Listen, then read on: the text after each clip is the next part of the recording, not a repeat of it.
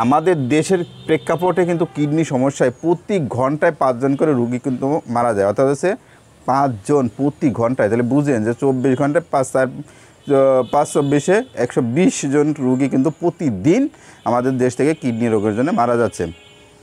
আর এমন কোনো জায়গা নাই যেখানে হচ্ছে ডায়ালাইসিস মেশিনটা কিন্তু পড়ে আছে, অর্থাৎ প্রত্যেকটা জায়গায় ডায়ালাইসিস মেশিন কিন্তু কাজে লাগছে, অর্থাৎ হচ্ছে কিডনি ডায়ালাইসিসের মেশিন কাজে লাগছে। আর দ্বিতীয় কথা হচ্ছে যে একটা জিনিস মাথায় ঢুকাই নেন যে এই কিডনি রোগটা সবচেয়ে বেশি যে কারণে হয় সেটা হচ্ছে যে তাদের হৃদরোগ অথবা হচ্ছে যে ডায়াবেটিস রোগ থাকলে সেই ক্ষেত্রে তাদের ক্ষেত্রে, অর্থাৎ ডায়াবেটিস রোগ আর হৃদরোগে যারা হচ্ছে ভুগেন তাদের কিডনি রোগ হওয়ার কিন্তু সম্ভাবনা অনেকটাই বেশি থাকে।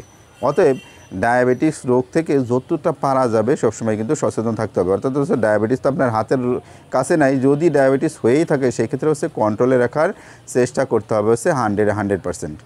যদি আরও কিছু জানা থাকে সেই ক্ষেত্রে হচ্ছে আপনার যে কমেন্টের মাধ্যমে মূল্যবান মতামতটা জানাবেন। সাথে থাকবেন। আল্লাহ হাফেজ।